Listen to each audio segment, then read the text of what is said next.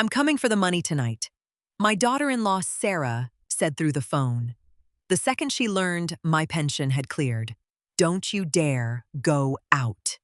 She hung up before I could reply. I set the phone down on the kitchen island, staring at the blank screen. I was 62, a widow, for 4 years. And somehow my own home had turned into a waiting room for Sarah's monthly collections. It started small. A grocery bill here, a car repair there. David, my son, would look at the floor muttering about how tough things were, while Sarah stood tall holding out her hand. Before long, my pension wasn't mine anymore. It was their expectation. They treated my bank account like a community fund, where I was the only contributor.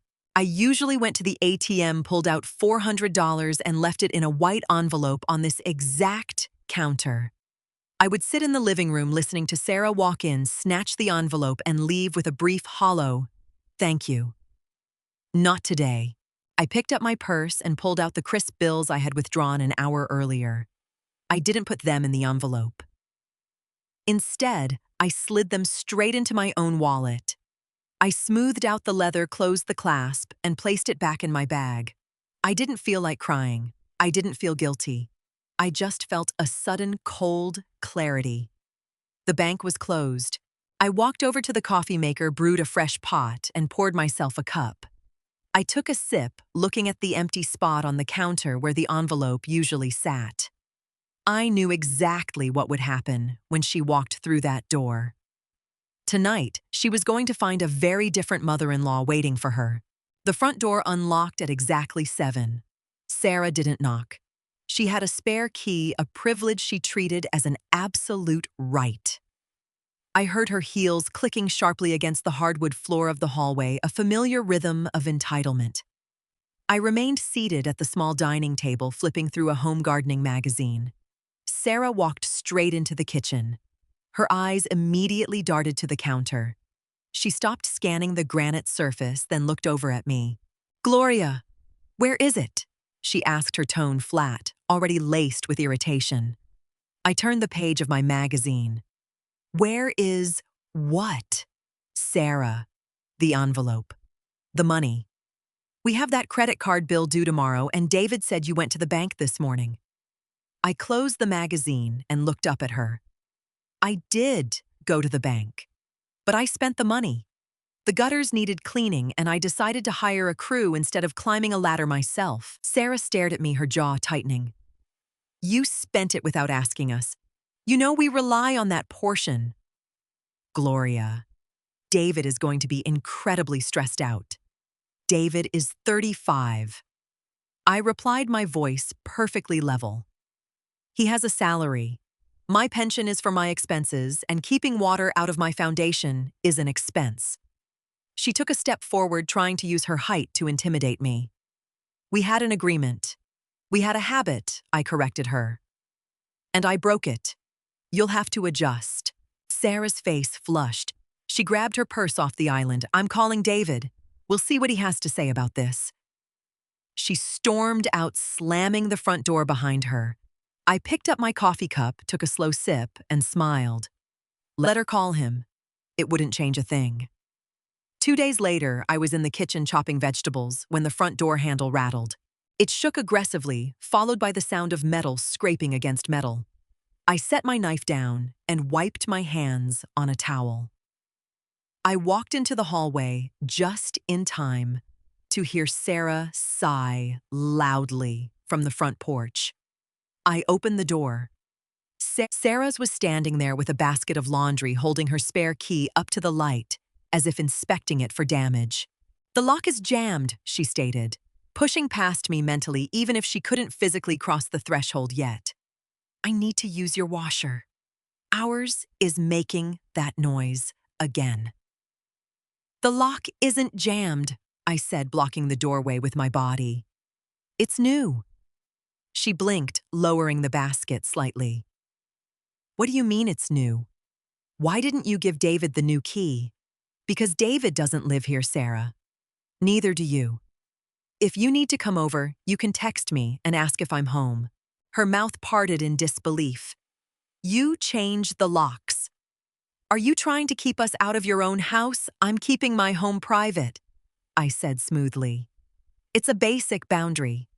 You wouldn't want me walking into your living room unannounced with a basket of dirty towels, would you? That's different, she snapped. Your family. Exactly. Family respects each other's homes. I glanced at the basket. The laundromat on 5th Street is open until 9. I'm in the middle of making dinner, so I have to get back to it. I didn't wait for her to argue. I gently but firmly pushed the door shut, ensuring the deadbolt clicked loudly into place. Through the thick wood, I could hear her frustrated groan. But I just walked back to my cutting board, the silence in my house, feeling more comfortable than ever. I needed a new phone. The one I had was an old model David and Sarah had handed down to me 3 years ago.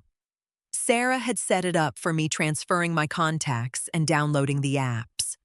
I had appreciated it at the time, thinking it was a kind gesture. I drove down to the local carrier store. The young man behind the counter was helpful, quickly transferring my data to a new, faster device. All done, ma'am. He smiled, handing it over. I moved everything, even your blocked contacts list. I paused. Blocked contacts? I've never blocked anyone. He tapped the screen a few times and showed it to me. Well, there's only one number on here. It's been on the block list since this phone was activated a few years ago. I put on my reading glasses and looked at the screen. My stomach dropped, not with sadness, but with a sharp, piercing anger. The name on the screen was Rachel, my daughter. Rachel and I had drifted apart shortly after my husband died. Sarah had told me Rachel was too busy with her new job and didn't want the burden of checking in on me. I had believed her. I had spent 3 years thinking my daughter had abandoned me, while every call and text she tried to make bounced off a digital wall Sarah had built. "Can you unblock this, please?" I asked, keeping my voice steady. The clerk tapped the screen. Done. I walked out of the store, sat in the driver's seat of my car, and stared at the steering wheel.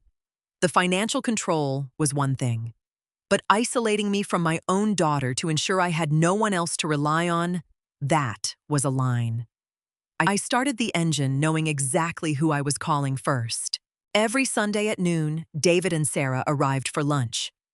It was an unspoken rule. I bought the groceries, I cooked the roast, and I cleaned the dishes while they sat in my living room, scrolling through their phones and complaining about their week. This Sunday, the oven was cold. At 11:00 a.m., I packed a small tote bag, grabbed my keys, and locked the front door behind me. I got into my car and drove out of my neighborhood, heading toward the neighboring town. My phone buzzed in the cup holder right at 12:15 p.m. A text from David. "Mom, where are you?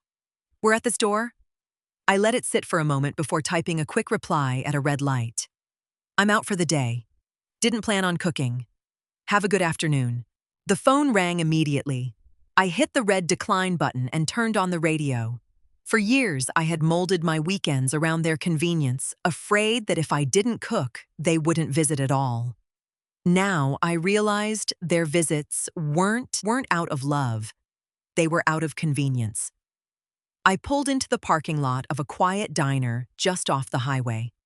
I walked inside the bell above the door, chiming cheerfully. I scanned the booths until I saw her. Rachel looked up.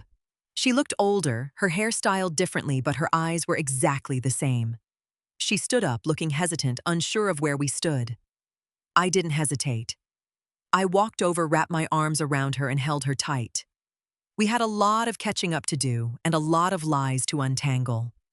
We ordered coffee and sandwiches, sitting across from each other in the vinyl booth. There were no dramatic tears, just a heavy, quiet relief. "I thought you didn't want to talk to me," Rachel said, wrapping her hands around her diner mug. Every time I called, it went straight to voicemail. Then Sarah texted me from your phone. She said you were grieving and needed space and that I was stressing you out. I nodded, slowly absorbing the depth of the manipulation. She set up my phone for me right around that time. She blocked your number. I thought you just moved on with your life and didn't have time for an old woman. Rachel's eyes hardened. Why would she do that? Because isolated people are easier to control, I said simply. I explained everything to her. The monthly cash demands the spare key the way they treated my house, like an extension of their own property. Rachel leaned forward. Mom, you can't let them keep doing this. You can come stay with me. I have a guest room. I smiled and reached out, squeezing her hand. I appreciate that, sweetie. I really do. But I'm not running out of my own house. I own it. I pay the taxes. I'm just going to clean it out a bit. What are you going to do? I'm going to cut the strings, I replied, pulling a small notebook from my purse. 1 by 1. Starting tomorrow morning. I didn't need a lawyer and I didn't need an argument. I just needed to take back the tools I had freely handed over. The first tool was the money, and I knew exactly where to start. Monday morning at 9:00 a.m., I walked through the glass doors of my local bank. Years ago, when my husband passed, I had added David to my primary checking account. I thought it was the responsible thing to do in case of an emergency. Instead, it had given Sarah a front-row seat to my finances. She knew exactly when my pension hit down to the minute. I sat at the banker's desk. I'd like to remove my son from my account, please. The banker typed on his keyboard. Since it's a joint account, Mrs. Gallagher, you can't just remove him without his signature. However, you can close the account entirely and open a new one in just your name. Let's do that, I said, without missing a beat. I sat there for 20 minutes signing documents. I moved my entire balance into a brand new solo account. I updated my direct deposit for my pension. I shredded the old debit card and slipped the temporary new one into my wallet. It was quiet, bureaucratic, and entirely final. On Wednesday, my phone buzzed. It was David. Mom, did something happen to the bank account? Sarah tried to buy groceries online and the card declined. It says the account is closed. I typed back a single sentence. Yes. I consolidated my finances. I handle my own accounts now. The phone immediately started ringing. It was Sarah's number. I silenced it, placed the phone face down on the table, and went back to watering my houseplants. The roots were taking hold, and the dead leaves were finally being cut away. The first of the month arrived right on schedule.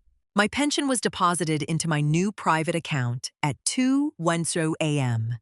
By 8:10 a.m., I received the text I had been expecting. I'm coming for the money tonight. Don't you dare go out. Sarah's text was demanding, aggressive, and entirely predictable. She assumed that despite the locked doors and the closed bank accounts, she could still bully her way into getting what she wanted. She thought she could just stand in my kitchen, raise her voice, and I would fold. I didn't reply to the text. Instead, I spent the afternoon baking. I made an apple tart, the kind Rachel used to love when she was in high school. I cleaned the kitchen counters, wiping away every speck of dust. At 5:30 p.m., the doorbell rang. I opened it to find Rachel standing there holding a bottle of wine and smiling. Right on time, I said, ushering her in. We went into the kitchen.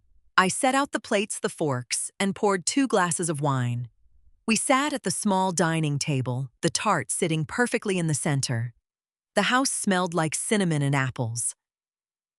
Are you sure you don't want me to say anything? Rachel asked, taking a sip of her wine. You won't have to say a word, I replied, checking the clock on the microwave. Just sit there and enjoy your dessert. At exactly 6:15 p.m., heavy footsteps hit the front porch. The door handle rattled aggressively. Finding it locked, a loud, sharp knock echoed through the hallway. The storm had arrived. I stood up, walked down the hall, and unlocked the front door. Sarah pushed her way in immediately, David trailing a few steps behind her, looking anxious. What is your problem?